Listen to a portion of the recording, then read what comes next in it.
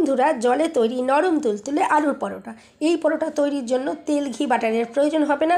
খুবই সামান্য উপকরণে ভীষণ সহজভাবেই তৈরি করা যাবে।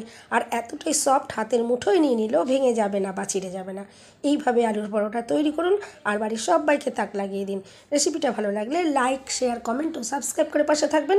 দেখে নেওয়া যাক আমার আজকের রেসিপি। নমস্কার বন্ধুরা, আমি পাপড়ি পদ্মাবতী ফুড ক্রিয়েশনে আপনাদের সবাইকে স্বাগত। আলুর পরোটা তৈরি করার জন্য আমি এখানে প্রথমেই একটা জায়গার মধ্যে ময়দা নিয়ে নিচ্ছি। চাইলে কিন্তু আপনারা আটা দিয়েও করতে পারেন, কিন্তু ময়দা দিয়ে তৈরি করলে একটু বেশি টেস্টি হয়। আমি এখানে ময়দার ব্যবহার করলাম, আপনারা চাইলে কিন্তু আটা দিয়েও করতে পারেন। আমি এখানে 400 গ্রাম মতো ময়দা নিলাম, আর দিয়ে দিচ্ছি স্বাদ মতো নুন, আর দিয়ে দিচ্ছি 1 চামচ চিনি। প্রথমে শুকনো উপকরণ আমি একটু ভালো করে এভাবে একটু মিশিয়ে নিচ্ছি। আর আজকে আলুর পরোটা তৈরি করার জন্য আমি এখানে কিন্তু কোনো রকমের তেল, ঘি বা বাটারের ময়ান দেবো না। এমনিতেই কিন্তু আমি আলুর পরোটাগুলো তৈরি করব। দেখুন, প্রথমে এইভাবে মিশিয়ে নেওয়ার পরে আমি এখানে দিয়ে দিচ্ছি 100 গ্রাম মতো টক দই। টক দই দেওয়ার ফলে কিন্তু পরোটাগুলো কিন্তু ভীষণই নরম, সফট তৈরি হবে আর টেস্টিও তৈরি হবে। আর এখন আমি এখানে দিয়ে দিচ্ছি 1 চামচ ড্রাই ইস্ট। আপনারা ড্রাই ইস্টের পরিবর্তে এখানে কিন্তু 1 চামচ বেকিং পাউডার আর হাফ চামচের থেকে একটু কম বেকিং সোডা দিয়ে তৈরি করতে পারেন। কিন্তু ইস্ট দিয়ে তৈরি করলে ইস্টের একটা সুন্দর ফ্লেভার আসে। যারা ইস্ট দিয়ে ভালোবাসেন তারা কিন্তু ইস্ট দিয়ে করবেন, দেখবেন ভীষণ সুন্দর লাগবে খেতে। এরপর দেখুন, ভালো করে আমি একটু মিশিয়ে নিচ্ছি। প্রথমেই কিন্তু আমি জল দিয়ে মাখবো না। প্রথমে যেহেতু টক দই ইউজ করেছি, ভালো করে আমি দইটা সমস্ত ময়দার সাথে খুব ভালো করে মিশিয়ে নেব। এরপর এখানে আমি নিয়েছি হালকা গরম জল। আর এই পরোটা মাখার জন্য কিন্তু হালকা গরম জল দিয়েই মাখতে হবে, নর্মাল ঠান্ডা জল দিয়ে কিন্তু মাখবেন না। আমি দেখুন এখানে হালকা গরম জল দিয়ে এরপর একটা সফট করে ডো রেডি করে নেব। দেখুন, এখানে কিন্তু সফট ডো রেডি করতে হবে। মাখাটা যদি শক্ত হয়ে যায় তাহলে কিন্তু পরোটাগুলো শক্ত হয়ে যেতে পারে। দেখুন, আমি এখানে নরম করে একটা ডো রেডি করে নিলাম। এরপর আমি এটা চাপা দিয়ে রেখে দিচ্ছি 30 মিনিটের জন্য।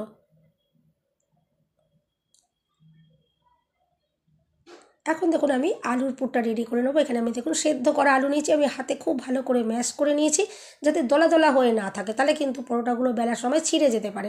এখানে সুন্দর ফ্লেভারের জন্য আমি দিয়ে দিলাম হাফ চামচ মতো জোয়ান। এতে কিন্তু খুবই সুন্দর একটা ফ্লেভার আসবে।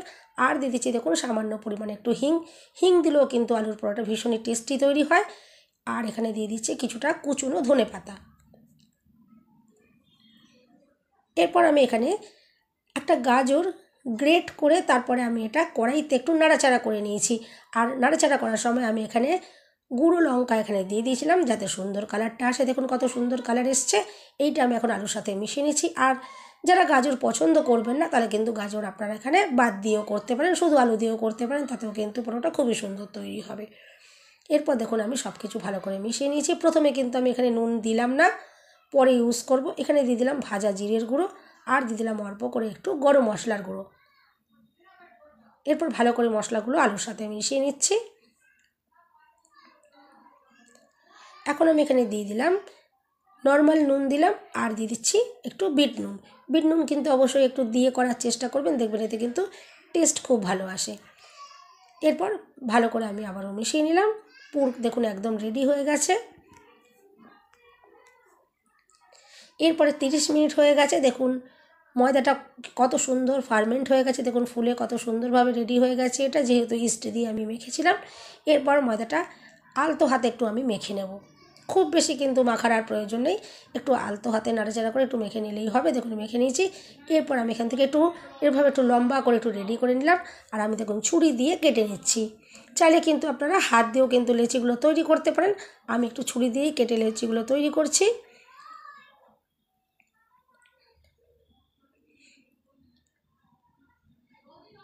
আমি একটু বড় বড় সাইজেরই যেহেতু পরোটাগুলো তৈরি করব, দেখুন আমি একটু টুকরোগুলো কেটে বড় বড় করে কেটেছি। আর আলুর পরোটা কিন্তু একটু মোটা মোটা হলে বেশি সুন্দর হয়। দেখুন আমি এভাবে লেচি করলাম, আপনারা কিন্তু চাইলে ছোটো ছোটোও করতে পারেন, কোনো অসুবিধে নেই। আর হাত দিয়ে দেখুন লেচিগুলো আমি একটু গোল গোল করে রেডি করে নিচ্ছি। দেখুন সমস্ত লেচিগুলো আমি রেডি করে নিয়েছি। এরপর একটা আমি লেচি নিয়ে নিলাম, আর অল্প একটু গুঁড়ো ময়দা দিয়ে একটু বেলে নিচ্ছি। এরকম ছোট সাইজের আমি একটু বেলে নিলাম। আর এরপরে যে আলুর পুর আমি রেডি করে রেখেছিলাম, পুরটা দেখুন এখানে পরিমাণ মতো দিতে হবে, খুব বেশিও নয় আবার খুব কমও নয়। খুব কম দিলে কিন্তু আলুর পরোটাগুলো খেতে ভালো লাগবে না, আর বেশি হয়ে গেলে এই মুখটা বন্ধ করার সময় বা বেলার সময় অসুবিধা হবে, ছিঁড়ে যেতে পারে। দেখুন আমি পরিমাণ মতো এখানে দিয়ে দিলাম আর মুখটা এভাবে বন্ধ করে দিচ্ছি।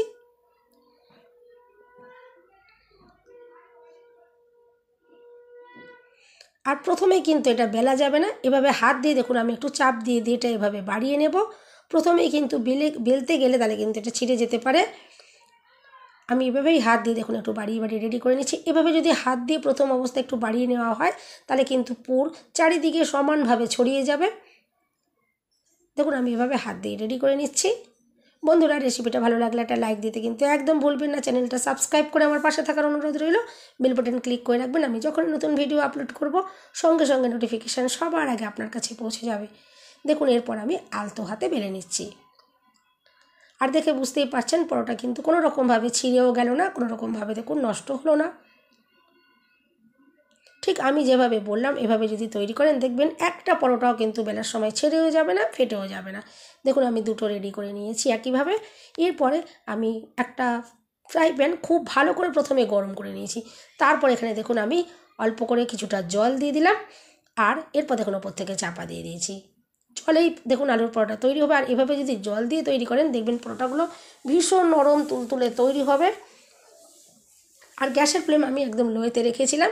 আর দেখুন কত সুন্দরভাবে ফুলে উঠেছে পরোটা, আপনারা দেখে বুঝতেই পারছেন। এরপরে আমি এখানে ওপর থেকে দিয়ে দেবো একটু ডালডা। আপনারা চাইলে কিন্তু এখানে তেল, ঘি, বাটার দিতে পারেন। আমি একটু ডালডা দিয়ে তৈরি করছি। ডালটা কিন্তু শরীরের জন্য খুব একটা ভালো না, আপনারা কিন্তু চাইলে এটা অ্যাভয়েড করতে পারেন। এখানে আপনারা সাদা তেল বা তেল, ঘি, বাটার তো দিতেই পারেন। ঘি বা বাটার দিয়ে করলেও কিন্তু আলুর পরোটাগুলো কিন্তু খুবই টেস্টি তৈরি হবে। দেখুন এরপর উল্টে দিলাম, আর একটা সাইড দেখুন কত সুন্দরভাবে তৈরি হয়ে গেছে। এইভাবে ঘুরিয়ে ফিরিয়ে আমি পরোটাগুলোকে ভালো করে ভেজে রেডি করে নেব। আর এগুলো কিন্তু খুবই সুন্দরভাবে প্রত্যেক কটা পরোটাই কিন্তু ফুলবে। দেখুন আমি আবারও একটা পরোটা নামিয়ে রাখার পরে দেখুন কড়াইতে জল দিয়ে দিলাম, আর আবারও একটা দেখুন পরোটা দিয়ে দিচ্ছি। আর ওপর থেকে আমি দেখুন চাপা দিয়ে দেব। আর মিনিট দেড়েক পরেই কিন্তু চাপাটা আমি খুলবো, তখনই দেখবেন এটা কত সুন্দরভাবে ফুলে উঠবে। দেখুন দেখে বুঝতেই পারছেন কত সুন্দরভাবে ফুলে উঠছে।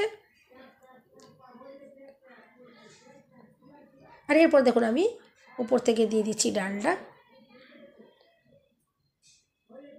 আমার ডালটার ফ্লেভারটা ভালো লাগে বলে আমি এখানে ইউজ করলাম, আপনারা চাইলে কিন্তু না দিয়েও করতে পারেন।